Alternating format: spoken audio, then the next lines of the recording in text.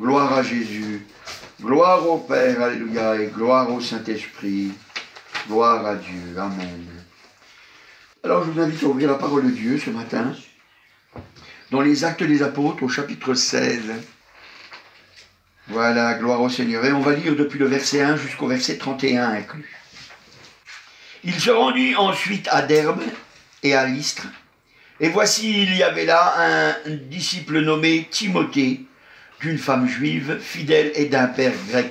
Les frères de Lystre et d'Icône rendaient de lui un bon témoignage. Paul voulut l'emmener avec lui, et l'ayant pris, il le circoncit à cause des Juifs qui étaient dans ce lieu-ci. Car tous savaient que son père était grec. En passant par les villes, il commandait aux frères d'observer les décisions des apôtres et des anciens de Jérusalem. Les églises se fortifiaient dans la foi et augmentaient en nombre de jour en jour. Ayant été empêchés par le Saint-Esprit d'annoncer la parole dans l'Asie, ils traversèrent la Phrygie et le pays de la Galatie. Arrivés près de la Mysie, ils se disposaient à entrer en Bithynie. Mais l'Esprit de Jésus ne leur permit pas. Ils franchirent alors la Mysie et descendirent à Troas.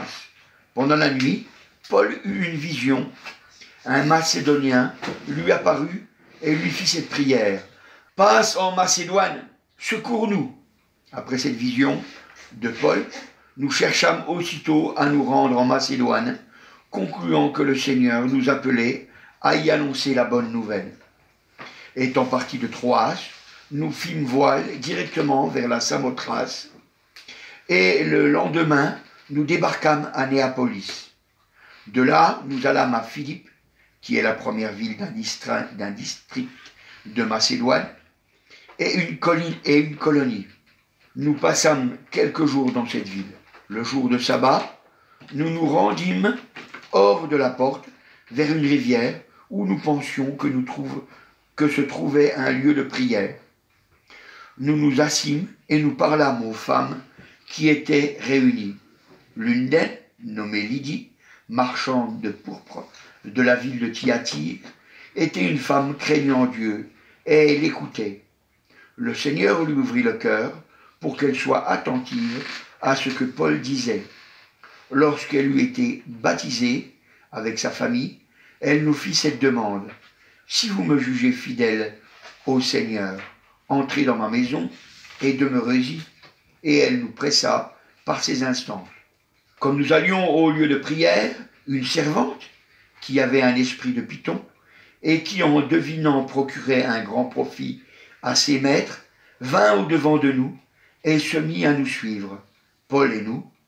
Elle criait, « Ces hommes sont les serviteurs du Dieu très haut, et ils vous annoncent la voie du salut. » Elle fit cela pendant plusieurs jours. Paul, fatigué, se retourna et dit à l'esprit, « Je t'ordonne au nom de Jésus-Christ de sortir d'elle. » Et il sortit à l'heure même. Les maîtres de la servante, voyant disparaître l'espoir de leur gain, se saisirent de Paul et de Silas et les traînèrent sur la place publique devant les magistrats.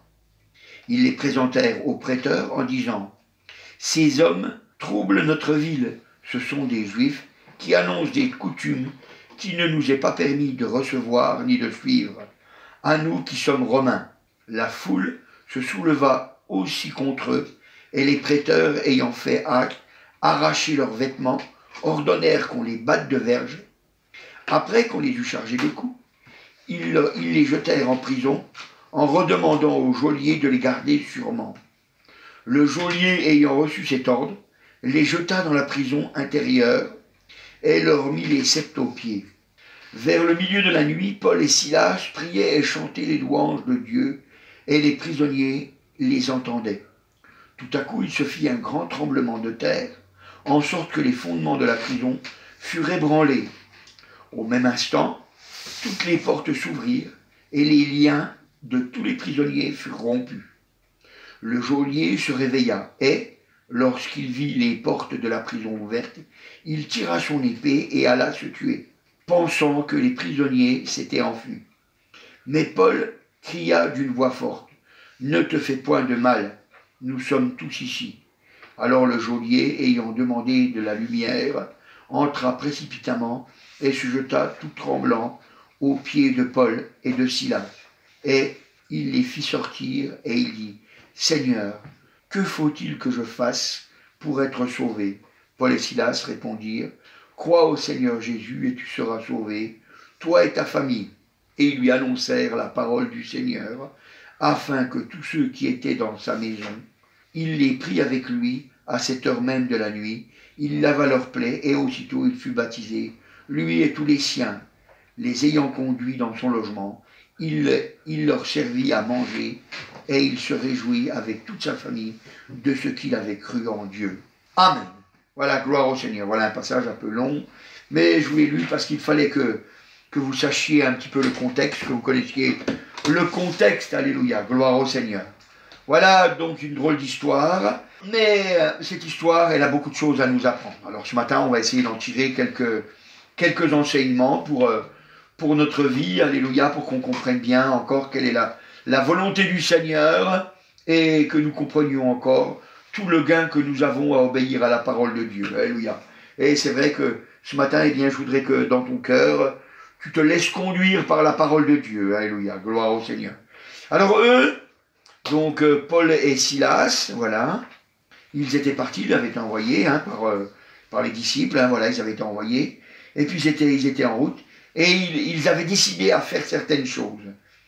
Et la Bible, elle nous dit dans Actes au chapitre 16 et au verset 6, « Ayant été empêchés par le Saint-Esprit d'annoncer la parole dans l'Asie. » Donc, on voit que le Saint-Esprit les a empêchés d'annoncer la parole.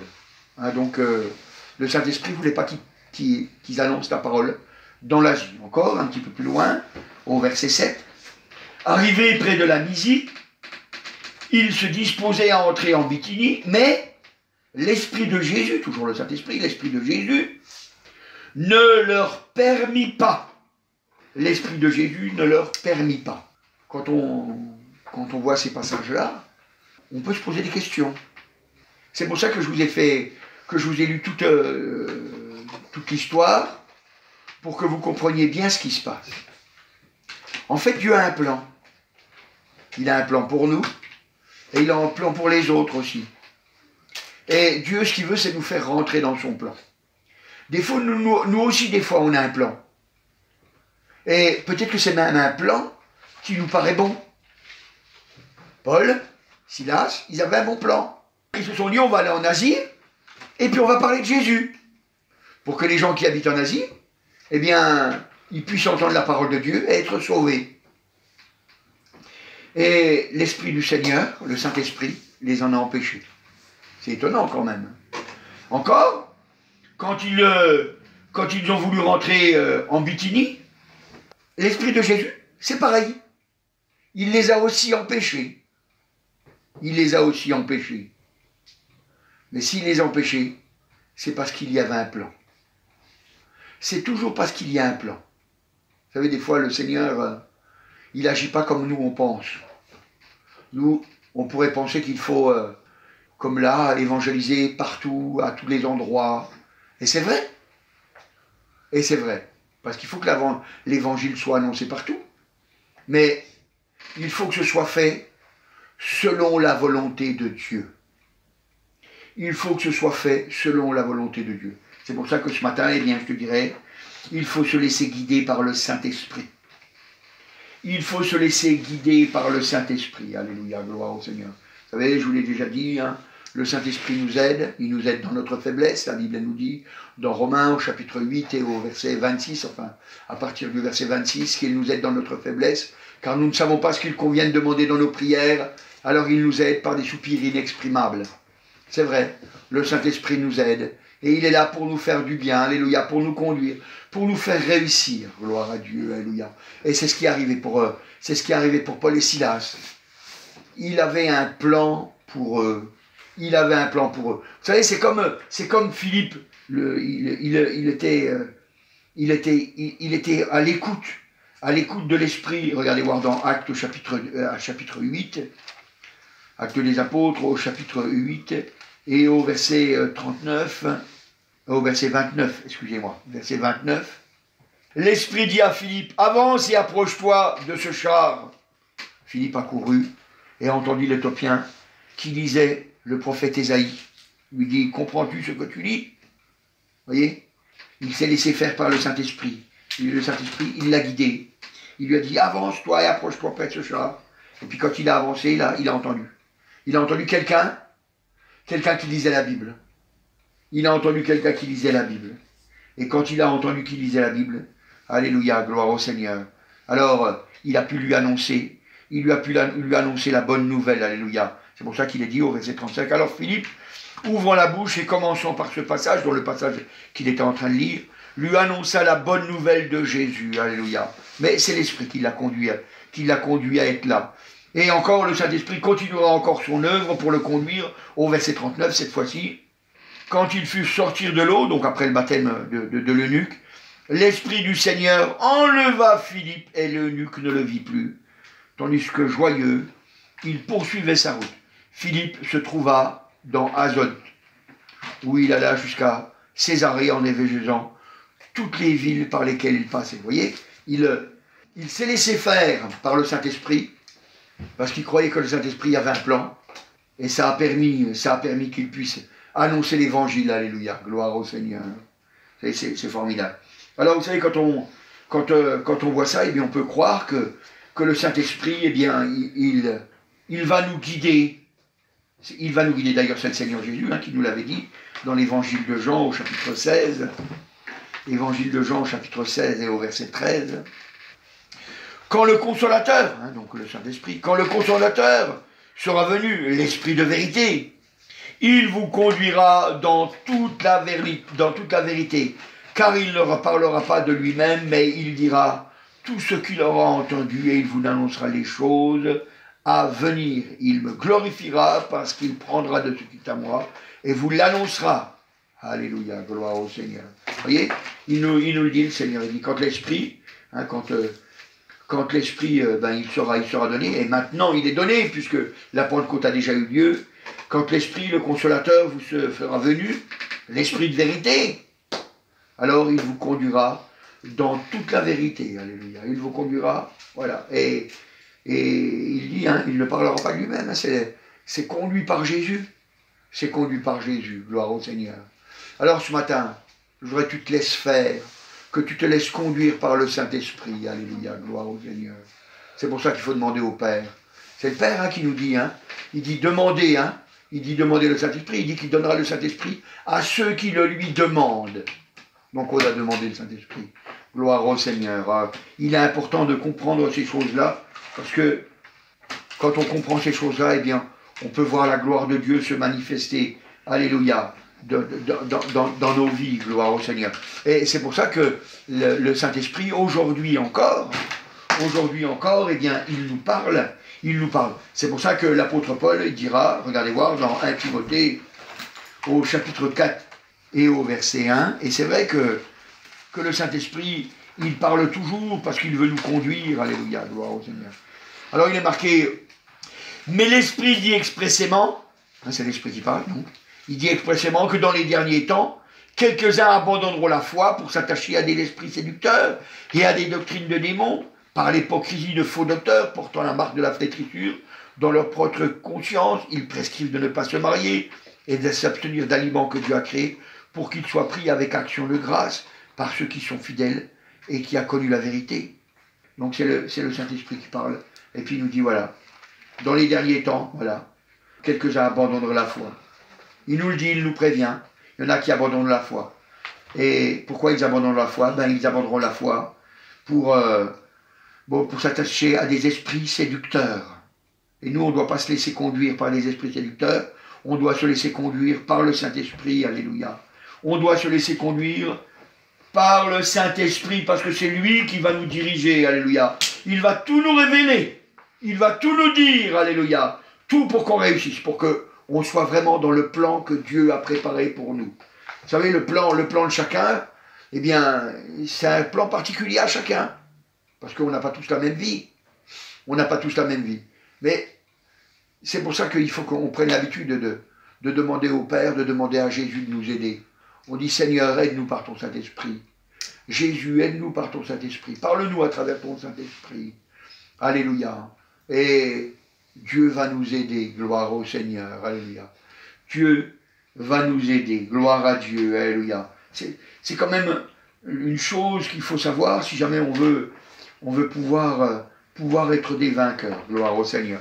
Alors quand on revient dans notre histoire, voilà, gloire au Seigneur, l'apôtre Paul et Silas, eh bien ils sont conduits. Ils se laissent conduire par le Saint-Esprit. On a vu donc ils n'ont pas pu aller en Asie, et puis après ils n'ont pas pu rentrer en Bithynie, mais ils suivent le chemin du Seigneur. Ils ont eu une conduite, c'est vrai, hein, et cette conduite, c'est dans Actes au chapitre 16 et au verset 10, il est marqué, après cette vision, Paul cette vision de Paul, nous cherchâmes aussitôt à nous rendre en Macédoine, concluant que le Seigneur nous appelait à y annoncer la bonne nouvelle. Gloire au Seigneur, alléluia. Il a conclu que le Seigneur, alléluia, eh bien, il avait pour but d'annoncer la bonne nouvelle. Mais de toute façon, c'est ce qu'il avait dit, le Seigneur. Le Seigneur, il avait dit, allez par tout le monde et annoncer la bonne nouvelle à toute la création. C'est ça qu'il avait dit, le Seigneur. Donc c'était bien la volonté du Seigneur. Donc il avait bien compris que c'était le but du Seigneur. Et comme il avait compris que c'était le but du Seigneur, alors il s'est mis en route. Il a cherché à savoir où Dieu le conduisait. Alors lui, c'était un juif. Et comme il était juif, eh bien il avait cette habitude que tous les jours de sabbat, eh bien il savait qu'il fallait faire des ablutions. Alors il s'est dit, ce que je vais faire, je vais aller dans un endroit où je sais qu'ils vont faire des ablutions. Donc vous savez, c'est le lavage des mains, c'est le lavage des pieds, ils se lavent, voilà quoi, les ablutions que nous dit la parole de Dieu. Donc les Juifs, ils avaient cette habitude-là. Donc il est allé vers un endroit, et puis quand il est arrivé là-bas, eh bien il s'est dit, ça doit être un endroit de prière. Et c'est ce qu'il a fait. Au verset 13, le jour du sabbat, nous nous rendîmes hors de la porte, vers une rivière, où nous pensions que nous trouverions un lieu de prière. Donc il pensait ça, donc il est allé là-bas. Et quand il est arrivé là-bas, là c'est pareil. Il a parlé du Seigneur. Quand il s'est mis à parler du Seigneur, il y avait des femmes qui étaient réunies, et puis elles étaient attentives. Et une en particulier, c'est Lydie. Lydie, une marchande de pourpre. Hein, c'est des habits, elle vendait du tissu, etc. Voilà, c'était Lydie. Et puis Lydie, elle était attentive. Elle était très attentive. Et puis, comme elle était très attentive, eh bien, la Bible a dit que Dieu, qu'est-ce qu'il a fait au chapitre 16, au verset 14 ? L'une d'elles, nommée Lydie, marchande de pourpre, de la ville de Thyatire, était une femme craignant Dieu, et elle écoutait le Seigneur, Le Seigneur lui ouvrit le cœur pour qu'elle fût attentive. À quoi ? À ce que disait Paul. Le Seigneur lui a ouvert le cœur pour qu'elle soit attentive à ce que disait Paul. Vous savez que c'est des hommes qui doivent annoncer l'évangile. Ce n'est pas des anges qui annoncent l'évangile.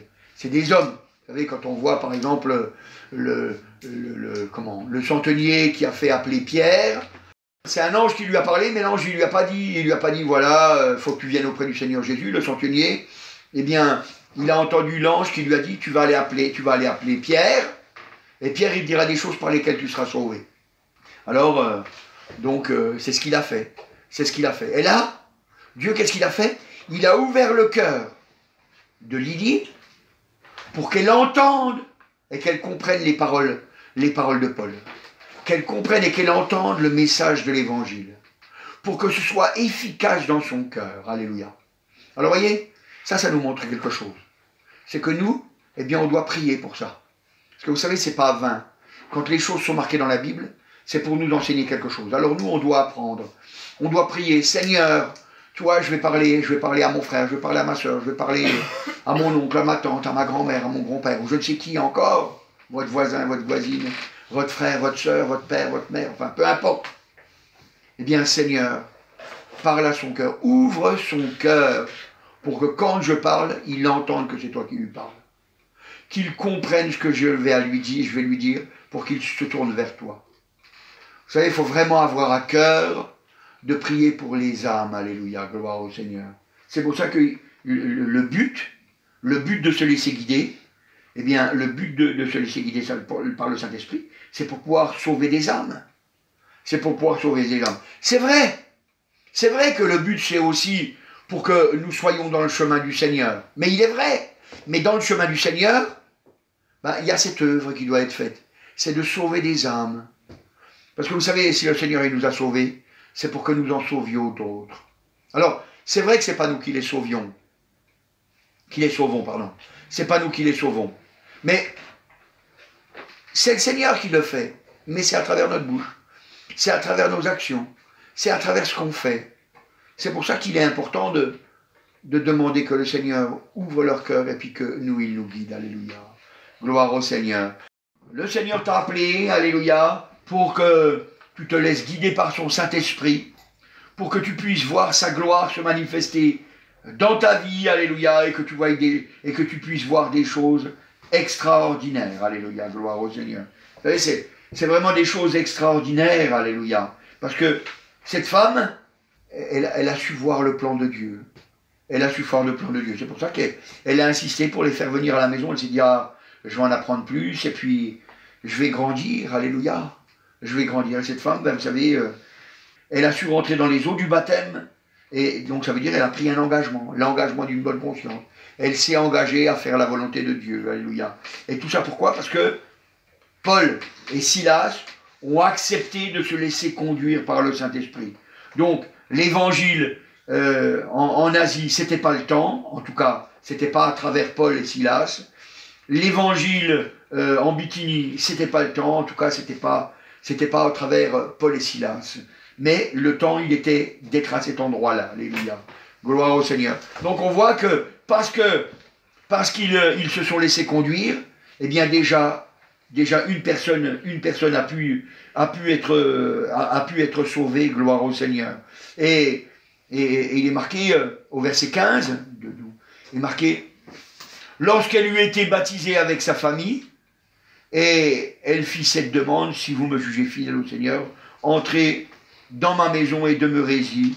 Elle les pressa par ses instances, alléluia. Mais il est bien dit, lorsqu'elle eut été baptisée, elle, avec sa famille. Vous voyez? Donc ça fait que la bénédiction, elle a été pour elle et pour sa famille. Et pour sa famille. Vous savez, c'est important de se souvenir que nous ne sommes pas tout seuls sur la terre. On a aussi une famille. Vous savez, c'est toujours pour ça que je dis, on commence toujours par notre famille. On commence toujours par notre famille. Parce que c'est les plus proches. Notre père, notre mère, notre frère, notre soeur, notre oncle, notre tante, notre cousin, notre cousine, celui qu'on aime, quoi. Notre grand-père, notre grand-mère, notre cousin, notre cousine. Je ne sais pas, moi. Mais on commence par notre famille, alléluia. On leur parle de Jésus, alléluia. Parce qu'on veut qu'ils soient sauvés. Vous voyez, cette femme, c'est ce qu'elle a fait. C'est ce qu'elle a fait. Elle a su amener sa famille, alléluia. Elle et sa famille, ils sont rentrés dans les eaux du baptême. C'est quand même quelque chose d'assez extraordinaire, c'est quelque chose d'assez fou, alléluia, gloire au Seigneur. Ils ont su écouter, ils ont su accepter. En quelque sorte, ils se sont laissés guider par le Saint-Esprit, alléluia. Parce que le but, c'était de sauver leur âme. Gloire au Seigneur, alléluia. Vous voyez, dans cette histoire, c'est pas fini. Cette histoire, elle ne s'est pas arrêtée là.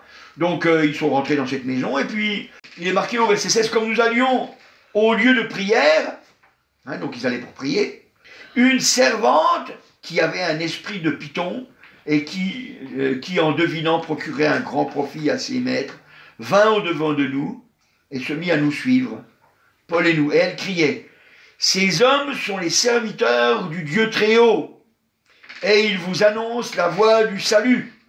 Vous pourriez dire, c'est formidable quand même cette femme, ce qu'elle fait. Bon, elle est possédée d'un mauvais esprit. C'est vrai, il y a un démon qui l'habite. C'est vrai. Mais qu'est-ce qu'elle dit? Elle dit, voilà, ces hommes sont les serviteurs de Dieu. Elle dit la vérité. Les serviteurs du Dieu très haut. Et ils vous annoncent la voie du salut. Elle dit la vérité. Elle dit la vérité. Mais voyez, c'est pas comme ça que ça se passe. C'est pas comme ça que ça se passe. Parce que la Bible, elle dit que celui qui s'approche du Seigneur, s'éloigne de l'iniquité. Ça veut dire que si on veut annoncer l'évangile, alors on doit lutter contre le péché. On doit s'éloigner de l'iniquité. On ne peut pas être en même temps avec les démons et en même temps avec Dieu. Ça, c'est pas possible. C'est pas un bon témoignage. Imaginez-vous voir que vous dites à quelqu'un que vous aimez, je sais pas, moi, votre père, votre mère, votre frère, votre soeur, votre oncle, votre tante, votre cousin, votre cousine, votre grand-mère, votre grand-père, ou je ne sais qui encore. Vous lui disiez, c'est bien de marcher avec le Seigneur, et puis que vous preniez des cuites. Mais c'est pas un bon témoignage, ça. Vous ne pouvez pas dire que vous marchez avec le Seigneur, vous êtes un ivrogne. Et nous savons bien que le Seigneur, il dit que ceux qui s'enivrent ne rentreront pas dans le royaume des cieux. Nous le savons. Nous savons que l'ivrognerie, les plaisirs de la chair, ou toutes ces choses-là, moi je ne sais pas, si vous êtes marié, vous trompez votre femme, ou vous trompez votre homme, ou je ne sais pas, ou vous êtes un voleur, ou vous mentez, ou je ne sais pas, vous faites des choses, et puis qu'on vous voit, que votre famille vous voit, mais ils vont dire, mais c'est ça être chrétien. C'est ça être chrétien, mais il n'y a pas besoin d'être chrétien. Ça, je le suis déjà. Ça, je le suis déjà. Il y a une séparation qui doit se faire. Il y a une séparation qui doit se faire. Mon frère, ma sœur, tu dois te séparer du péché. Tu dois te séparer du péché. Vous savez, la Bible, elle est très claire sur ce point, vous savez, elle ne laisse pas de doute. Dans Apocalypse au chapitre 21, regardez voir, elle ne laisse aucun doute.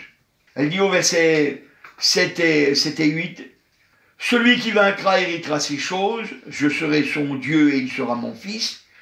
Mais pour les lâches, les incrédules, les abominables, les meurtriers, les débauchés, les magiciens, les idolâtres et tous les menteurs, leur part sera dans les temps ardents de feu et de soufre, ce qui est la seconde mort. » Et on sait que les temps ardents et de soufre, la Bible nous dit, dans Apocalypse au chapitre 20 et au verset 14, elle dit « Puis la mort et le séjour des morts furent jetés dans les temps de feu. » C'est la seconde mort, les temps de feu. Verset 15. « Quiconque ne fut pas trouvé écrit dans le livre de vie fut jeté dans les temps de feu. » Alors c'est un étang de feu. Et qu'est-ce qu'il est dit encore? Toujours dans le chapitre 20, mais au verset 10, il est marqué « Et le diable qui les séduisait fut jeté dans l'étang de feu et de soufre, où sur la bête et les faux prophètes. Ils seront tourmentés jour et nuit au siècle des siècles. » Jour et nuit au siècle des siècles. C'est pour ça que nous, il ne faut pas qu'on rentre dedans. Il ne faut pas rentrer dedans. Vous savez, quand on rentre dans la souffrance éternelle, on n'en sort plus. Quand on dit communément l'enfer, voyez, quand on rentre en enfer, on n'en sort plus. On n'en sort plus parce qu'on souffre jour et nuit au siècle des siècles. Et il n'y a plus de sortie. Il n'y a plus de sortie possible. C'est pour ça qu'on ne peut pas mélanger Dieu et le péché. C'est pour ça que l'apôtre Paul, eh bien, regardez voir, quand il a entendu ça, qu'est-ce qu'il a fait? Et il marquait au verset 18, dans Actes chapitre 16 au verset 18, « Elle fit cela pendant plusieurs jours.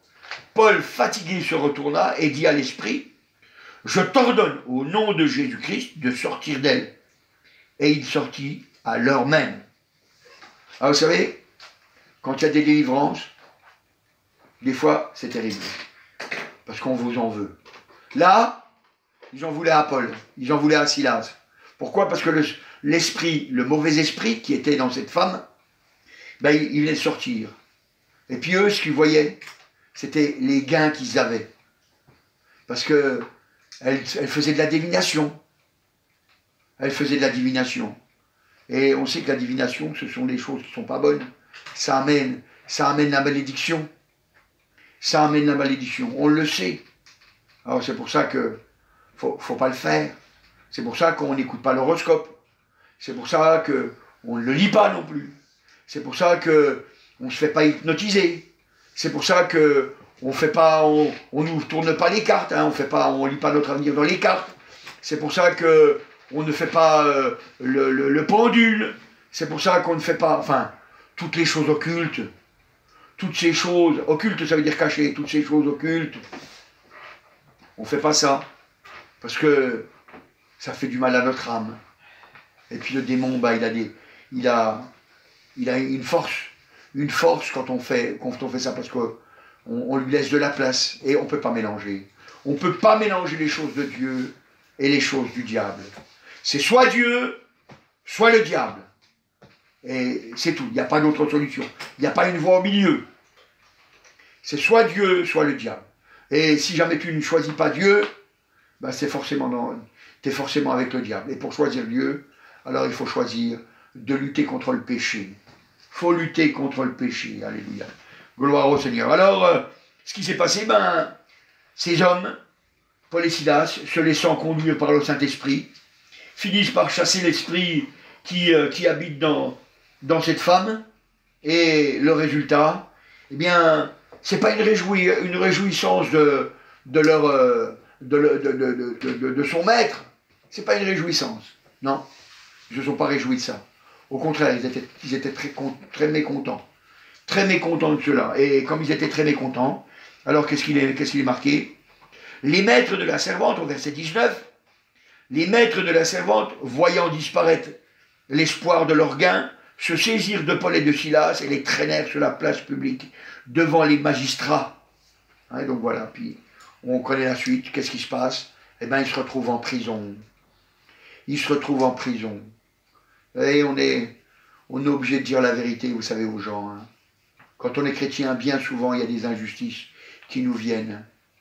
Bien souvent, il y a des injustices qui nous viennent. Bien souvent, ça ne se passe pas comme nous, on l'aurait espéré. Mais on est conduit par le Saint-Esprit.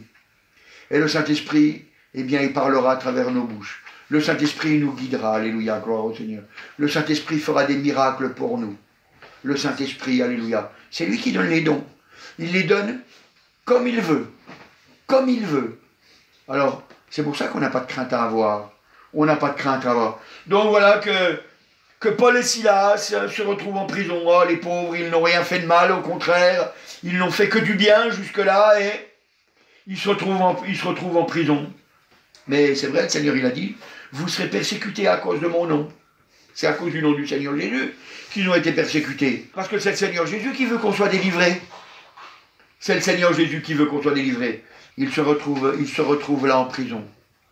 Mais voyez, là, il y a encore un enseignement qui nous est donné. Là, il y a encore un enseignement qui nous est donné. Alléluia, gloire au Seigneur. Cet enseignement, bah déjà, c'est qu'il ne faut pas se laisser aller. On ne doit pas se laisser aller. Mon frère, ma soeur, quelle que soit la chose qui t'arrive, il ne faut pas te laisser aller. Vous savez, quand on regarde, par exemple, dans les psaumes, dans le psaume 73, vous savez, des fois, on pourrait se dire, ah, c'est quand même terrible, mais regardez voir ce que nous dit la parole de Dieu. C'est vrai. Psaume 73, alors on ne va pas le lire tout entier, on va lire que quelques versets, hein. Psaume 73, psaume d'Asaph. Oui, Dieu est bon pour Israël, pour ceux qui ont le cœur pur. Toutefois, mon pied allait fléchir, et mes pas étaient sur le point de glisser, car je portais envie aux insensés, en voyant le bonheur des méchants. Rien ne les tourmente, jusqu'à leur mort, et leur corps est chargé d'embonpoint. Ils n'ont aucune part aux souffrances humaines. Ils ne sont point frappés comme le reste des hommes. Aussi l'orgueil leur sert de collier. La violence est le vêtement qui les enveloppe. L'iniquité sort de leurs entrailles. Les pensées de leur cœur font jour. Ils raillent, ils parlent méchamment d'opprimés. Ils profèrent des discours hautains. Ils élèvent leur bouche jusqu'aux cieux et leur langue se promène sur la terre. Voilà, son peuple se tourne de leur côté. Ils avalent l'eau abondamment. Et il dit, comment Dieu saurait-il? Comment le Très-Haut connaîtrait-il? Ainsi sont les méchants, toujours heureux. Ils accroissent leur richesse. Puis après il dit, c'est donc en vain que j'ai purifié mon cœur, que j'ai lavé mes mains dans l'innocence. Chaque jour je suis frappé. Tous les matins mon châtiment est là. Si je disais, je veux parler comme eux, voici, je trahis à la race de tes enfants. Quand j'ai réfléchi là-dessus, pour m'éclairer, la difficulté fut grande à mes yeux. Et au verset 17, jusqu'à ce que j'ai pénétré dans les sanctuaires de Dieu et que j'ai pris garde au sort final des méchants. Vous voyez, après vous pourrez lire la suite. Hein, oui, tu les places sur les... etc. Vous pourrez lire la suite. Vous voyez, jusqu'à ce que je rentre, jusqu'à ce qu'il vienne dans la présence de Dieu, jusqu'à ce que, oh, il y en a des choses qui en sont arrivées. Il y en a des choses qui sont arrivées, des souffrances, des malheurs, des choses, ça paraît pas croyable, mais où est-ce que le Saint-Esprit me guide? Où est-ce qu'il m'emmène? Mon frère, ma sœur, il t'emmène dans le lieu de bénédiction pour l'éternité. Alléluia, gloire au Seigneur. C'est pour ça qu'il veut t'utiliser dans son œuvre, alléluia, pour que tu sauves des gens, pour que tu parles à des gens, alléluia. Et vous voyez, il y avait des gens à qui a parlé. Il fallait aller leur parler en prison. Il fallait aller leur parler en prison. Vous savez, on ne rentre pas en prison comme on veut. Hein. On ne rentre pas en prison comme on veut. Mais là, il fallait aller leur parler. Le temps était court, mais il fallait aller leur parler. Alors, Paul et Silas, ils se sont retrouvés prisonniers. C'est vrai qu'ils sont passés par des moments difficiles. La Bible dit ils leur ont arraché les habits, et puis ils les ont frappés. Et vous savez, c'est pas comme aujourd'hui, hein, ça rigole pas, quoi. Ça rigole pas. Mais Paul et Silas, ils savaient qu'ils étaient dans le plan du Seigneur. Alors, pourquoi est-ce que je dis qu'ils savaient qu'ils étaient dans le plan du Seigneur? Parce que qu'est-ce que nous dit la Bible? Dans Actes au chapitre 16 et au verset 25. Au verset 25, il est écrit « Vers le milieu de la nuit, Paul et Silas priaient et chantaient les louanges de Dieu, et les prisonniers les entendaient. » Alléluia, gloire au Seigneur. Vers le milieu de la nuit, Paul et Silas priaient et chantaient les louanges de Dieu, et les prisonniers les entendaient. Alléluia. Les prisonniers les entendaient. Ça veut dire que c'était à voix haute, hein? Ça veut dire que c'était à voix haute. Ils priaient et ils louaient le Seigneur. Alléluia, gloire au Seigneur. Ils avaient ramassé les coups de bâton. Ils étaient enfermés. Et puis là, ils priaient et ils louaient le Seigneur. Alléluia, Seigneur, tu es merveilleux. Merci, Seigneur, quel est ton plan? On est là devant toi. Oh, merci, Seigneur, tu nous conduis. Et puis hop, ils avaient des chants de louange. Alléluia. Peut-être que dans leurs chants, ils se rappelaient les bonnes choses que Dieu avait déjà fait dans leur vie. Comment il les avait déjà délivrés, comment il avait déjà fait des choses extraordinaires pour eux. C'est vrai, on ne sait pas, c'est pas indiqué, mais alléluia, c'était les louanges de Dieu, les merveilles de Dieu, alléluia. C'est vrai.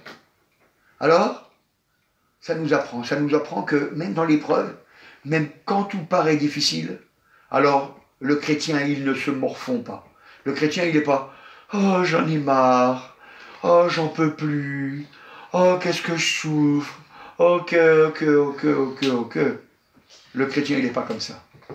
Le chrétien, il dit, il faut que je regarde à mon Seigneur.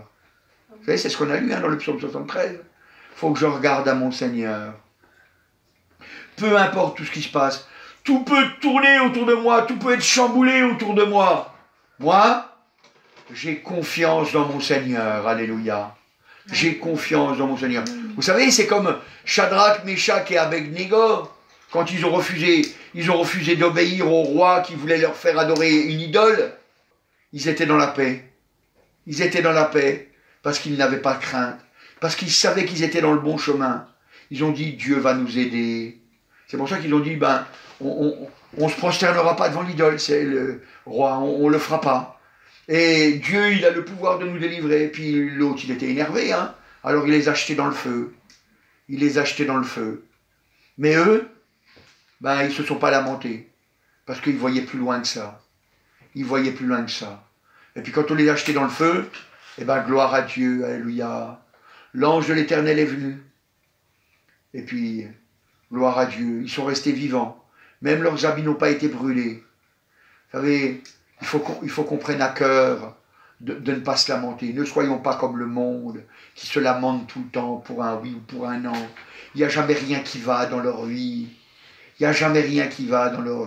Nous, on doit apprendre à prendre le taureau par les cornes et à dire, j'ai mon Seigneur, mon Dieu, il est tout puissant. Il n'est pas puissant, Dieu, il est tout puissant, alléluia. Tout puissant. Alléluia. Alors on peut compter sur lui. Il est véritablement celui qui délivre, celui qui vraiment fait une œuvre pour nous. Alléluia. Alors c'est ce qui est arrivé. C'est ce qui est arrivé. Ils étaient là, venus pour annoncer l'évangile. Et qu'est-ce qu'il est dit?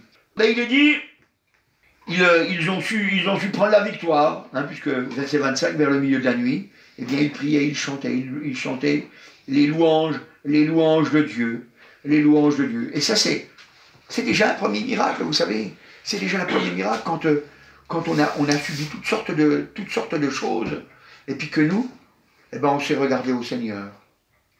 C'est un miracle, hein, parce que le monde ne peut pas comprendre ces choses-là. Le monde ne peut pas comprendre ces choses-là. Vous savez, quand on commence à regarder le positif, quand tout le monde regarde le négatif, nous on regarde le positif. Notre Dieu est tout-puissant. Notre Dieu est tout-puissant. Alléluia, gloire au Seigneur. Et puis il est dit aussi dans le verset 25, il est marqué « vers le milieu de la nuit ». Vers minuit, vers le milieu de la nuit, dans la nuit, quoi. C'est dans la nuit, mais c'est quand la nuit est bien profonde. Et vous savez, quand on lit ce passage-là, ça nous rappelle une chose. Ça nous rappelle une chose, c'est que le Seigneur, il viendra comme un voleur dans la nuit. Il viendra comme un voleur dans la nuit.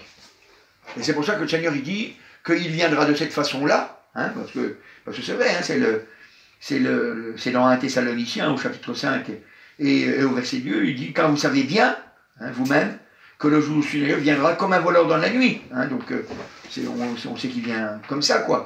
Il vient pour surprendre. Pour surprendre, c'est un jour qui viendra pour surprendre. Pour surprendre. C'est surprendre qui?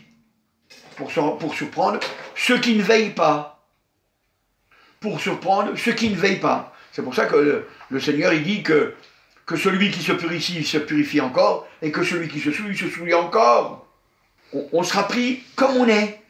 On sera pris comme on est. Soit on est en train de se souiller, ben on reste. Ou alors on est en train de chercher la sanctification, on se sépare du péché, toujours de plus en plus, toujours de mieux en mieux. Et puis on sera pris. On sera pris. Dans la nuit. Dans la nuit. Donc ça veut dire qu'il faut veiller. Et Paul et Silas, c'est ce qu'ils faisaient, ils veillaient.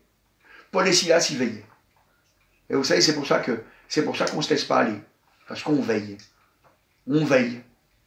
On se met à genoux, on prie le Seigneur. Vous pourrez regarder dans la Bible, hein, souvent on voit les disciples, ils se mettaient à genoux pour prier, c'est marqué souvent. Même dans l'Ancien Testament, vous voyez, hein, dans l'Ancienne Alliance, hein, vous voyez souvent qu'ils se mettaient à genoux pour prier, même ils se prosternaient à terre, ils se couchaient à terre, carpette. Hein. Vraiment, ils s'humilient devant Dieu parce qu'ils voulaient être réveillés. Ils voulaient être réveillés. Et il n'y a qu'une solution. Il n'y a qu'une seule solution. Faut venir toujours dans la présence du Seigneur. Faut venir toujours dans la présence du Seigneur. Et Paul et Silas, c'est ce qu'ils ont fait. Ils sont toujours restés dans la présence du Seigneur. Gloire au Seigneur. Alléluia. Donc ça, je dirais que c'est un premier miracle de rester éveillé. Parce que de nous-mêmes, on ne peut pas rester éveillé. C'est pour ça que nous avons besoin de la présence du Seigneur pour pouvoir rester éveillé. Parce que je ne vous le cache pas, mes frères et sœurs. Si jamais vous essayez de tenir que par vos forces, ben vous allez voir que ça ne va pas tenir longtemps. Hein. Ça ne va pas tenir longtemps. Quand on essaye de tenir par nos forces, alors vous savez comment on fait pour essayer de tenir par nos forces? Eh bien, on se met des lois dans nos vies. Alors, ça peut être bien pendant un temps, les lois. Ça peut être bien. Mais il ne faut pas que ça dure. Il ne faut pas que ça dure. Il ne faut pas que ça soit la loi qui nous dirige. Parce que la loi, ça nous décourage. Ça nous décourage. Mais on a besoin de vivre vraiment avec vérité, c'est-à-dire avec l'amour du Seigneur. Parce que autrement, nos forces, on essaye de faire des lois. On dit, j'ai pas le droit de faire ceci, j'ai pas le droit de faire cela, j'ai pas le droit de ceci, je suis obligé de faire ça, je suis obligé de faire ça. Et quand on vit comme ça, c'est pas une vie. On se décourage et puis on abandonne le Seigneur. Et c'est tout à fait normal. Parce que ça, c'est pas la volonté de Dieu. Nous, on doit être guidés par le Saint-Esprit. Et pour pouvoir être guidé par le Saint-Esprit, il faut être en communion avec le Père, il faut être en communion avec le Fils, pour que nous soyons aussi en communion avec le Saint-Esprit. Il le faut. Il le faut. Et là, à ce moment-là, le Saint-Esprit peut nous guider. Et puis là, le Saint-Esprit, il nous garde éveillés. Il nous garde éveillés. Ça ne veut pas dire que vous ne dormirez pas la nuit. Hein. C'est pas ça que ça veut dire. Hein. Ça veut dire que, spirituellement, eh bien, votre cœur sera éveillé. Et puis, vous comprendrez. Et puis il y a des fois, quand le Saint-Esprit vous dira de vous mettre à genoux, vous mettrez à genoux. Quand le Saint-Esprit vous dira, prie pour un tel ou pour un tel, tu le feras, mon frère, tu le feras, ma soeur. Moi, je me souviens, il y avait la mamie Masson que j'avais rencontrée à Besançon dans une grande surface, quoi. Et puis elle m'a dit, le Seigneur m'a réveillé cette nuit, et puis il m'a mis à cœur de prier pour toi. Alors je me suis mis à prier pour toi, je me suis dit, c'est formidable, alléluia, quelqu'un qui se laisse guider comme ça. Moi j'ai dit, moi aussi je vais faire ça. À chaque fois que Dieu me réveillera la nuit, s'il me met quelqu'un à cœur, alors je prierai pour cette personne, alléluia. Et vous savez, c'est ça, se laisser guider par le Saint-Esprit, alléluia, gloire au Seigneur. On a l'amour des âmes, alors on n'a pas peur. Quoi qu'il nous arrive, on sait que le Seigneur est avec nous, qu'il nous donnera la victoire, alléluia. Et si jamais on nous tuait, je ne pense pas qu'on va nous jeter dans la fosse aux lions comme à l'époque de Paul, je ne pense pas ça. Surtout qu'en plus de ça, il retire les lions des cirques, alors, vous voyez, donc, je ne pense pas qu'on va nous jeter dans la cage aux lions. Mais on peut nous mettre en prison, on peut faire beaucoup de choses pour nous faire du mal. Mais le Seigneur, il est avec nous, alléluia. Le Saint-Esprit saura nous guider. Gloire au Seigneur. Alors, si on continue notre passage, toujours dans les actes des apôtres, alléluia, gloire au Seigneur. Donc, après ça, il est dit, au verset 26, tout à coup, il se fit un grand tremblement de terre, en sorte que les fondements de la prison furent ébranlés. Au même instant, toutes les portes s'ouvrirent, et les liens de tous les prisonniers furent rompus. Oh, c'est terrible pour le geôlier, ce qui arrive là. Alors là, c'est quelque chose de terrible pour le geôlier. C'est quelque chose de formidable pour les prisonniers, et puis c'est quelque chose de formidable pour Paul et Silas. Mais alors, pour le geôlier, c'est terrible. Parce que là, il sait que, comme on dit, il va passer à la question. C'est-à-dire, là, on va le torturer, parce que passer à la question, à l'époque, ça voulait dire ça. On va te torturer pour savoir ce qui s'est passé. Puis quand lui, il va raconter que il n'y peut rien, que toutes les portes se sont ouvertes en une seule fois, ils vont avoir du mal à le croire. Ils vont avoir du mal à le croire. Et puis là, alors là, il se dit, tout le monde va s'enfuir, je vais rien pouvoir faire. Alors là, c'est terrible ce qui va m'arriver. C'est terrible ce qui va m'arriver. D'ailleurs, quel désir il avait, quand vous regardez. Alors, après, au verset 27, le geôlier se réveilla, et lorsqu'il vit que les portes de la prison, la prison ouverte, il tira son épée et alla se tuer, pensant que les prisonniers s'étaient enfuis. Voyez? Et bien là, ce verset, il nous dit quoi? Il nous dit qu'il pensait qu'il s'était enfui. Donc c'est qu'il ne s'était pas enfui. Mais d'ailleurs, on le lit après, on voit tout le monde est là, personne ne s'est enfui. Personne ne s'enfuit. C'est un deuxième miracle. Parce que les prisonniers, vous savez, quand ils sont libérés, ils n'ont qu'un seul désir, c'est de s'enfuir. Ils n'ont qu'un seul désir, c'est de s'enfuir. Alors il y en aurait peut-être quelques-uns qui resteront, mais il y en a beaucoup qui vont chercher à s'enfuir. Parce que ils sont prisonniers à vie, ou je ne sais quoi, ils n'ont pas envie de rester là. Ils n'ont pas envie de rester là. Surtout qu'ils sont maltraités dans ces endroits-là. Mais là, il se dit, faut qu'on s'en aille.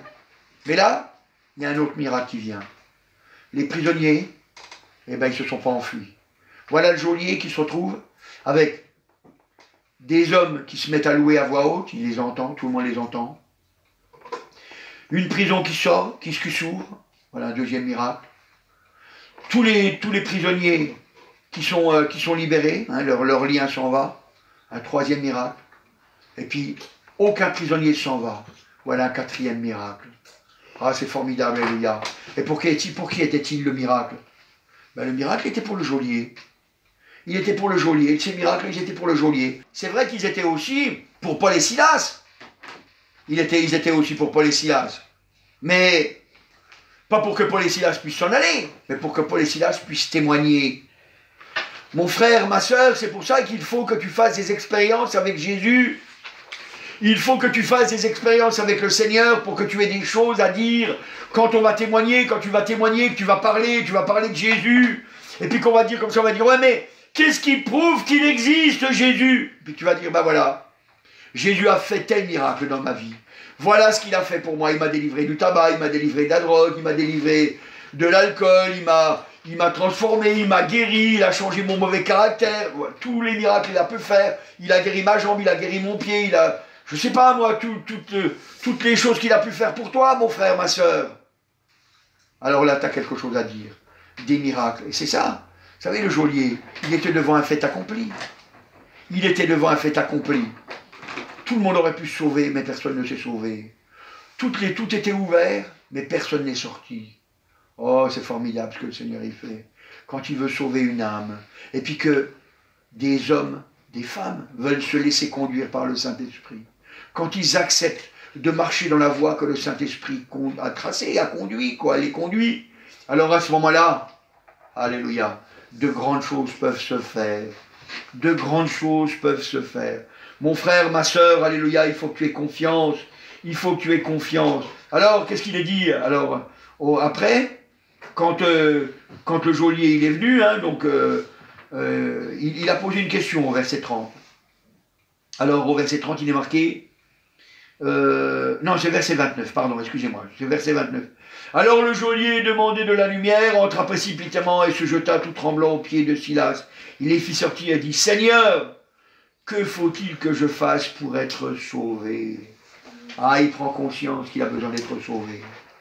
Vous savez, c'est comme ça que nos familles, hein, c'est comme ça que nos familles, elles prennent conscience. Elles prennent conscience parce qu'elles nous voient vivre en chrétien. Elles voient des miracles, elles voient que Dieu fait des miracles pour nous.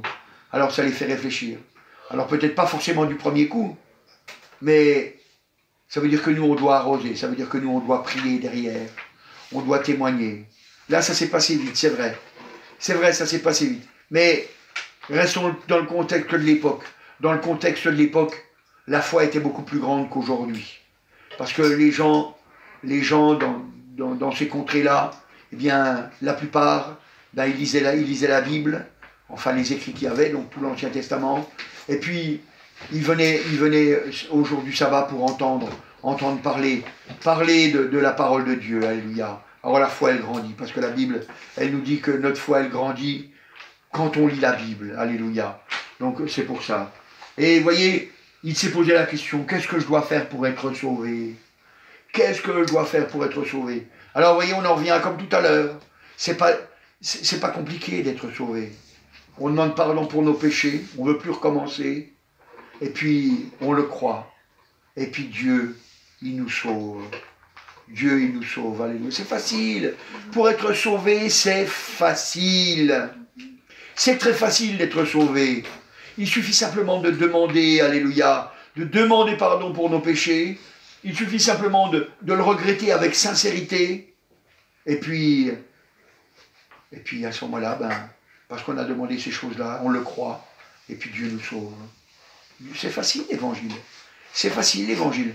Il n'y a pas besoin de marcher à genoux jusqu'à Rome ou alors jusque je ne sais pas où. Il n'y a pas besoin de gravir une montagne à genoux, ou de se fouetter. Il n'y a pas besoin de faire toutes ces choses-là. Hein. Non, pour être sauvé, c'est juste ça à faire. C'est juste ça à faire. Alors c'est vrai, tu peux me poser la question, alors pourquoi tout le monde n'est pas sauvé?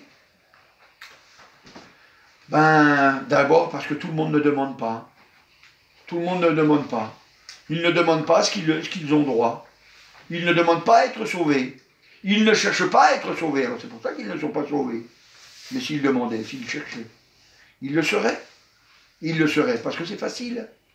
Et puis, tu pourrais me demander aussi, mais alors pourquoi même dans nos églises, il y a des gens perdus, pourtant ils ont demandé pardon pour leurs péchés? C'est parce qu'ils ne viennent pas se blottir auprès du Seigneur pour lutter contre leurs péchés. Alors qu'est-ce qu'ils font? Eh bien ils font comme j'ai dit tout à l'heure. Ils se mettent des lois pour essayer de gagner leur salut, pour essayer de le mériter. Et c'est pour ça que ça ne peut pas marcher. C'est pour ça que ça ne peut pas marcher. Alléluia, gloire au Seigneur. Alors lui, il a eu cette intention, il a dit qu'est-ce qu'il faut que je fasse pour être sauvé, et puis on lui a dit simplement, crois au Seigneur Jésus, tu seras sauvé, toi et toute ta famille, alléluia, gloire au Seigneur. Et il a été sauvé, lui et sa famille.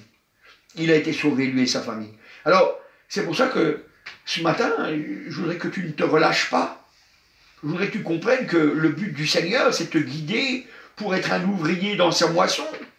Je voudrais que tu comprennes que le but du Seigneur, alléluia, c'est que sa louange, sa gloire se manifeste à travers toi pour que le monde qui t'entoure sache que Dieu fait des miracles extraordinaires pour glorifier son nom et que toi tu participes à sa gloire.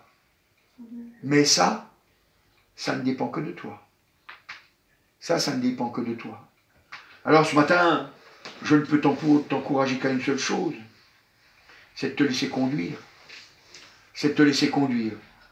Même si jamais tu es jeune dans la foi, même si tu viens de naître, même si tu viens, ou tu ne l'as encore pas fait, que tu vas le faire maintenant, que tu dis Seigneur, je te demande pardon pour mes péchés, et puis tu crois qu'il t'a pardonné parce qu'il l'a fait, et bien à partir de ce moment-là, tu dis Seigneur, maintenant j'ai besoin que tu guides ma vie. J'ai besoin que tu me guides par ton Saint-Esprit. J'ai besoin de voir la puissance de ta louange. J'ai besoin de voir, alléluia, oui c'est vrai, que je suis un ouvrier parce que tu m'as mis à l'œuvre avec toi. Et puis le Seigneur va t'aider. Amen. Merci, agneau de Dieu, alléluia. Tu es vraiment merveilleux, alléluia. Ton nom est grand, Seigneur, alléluia.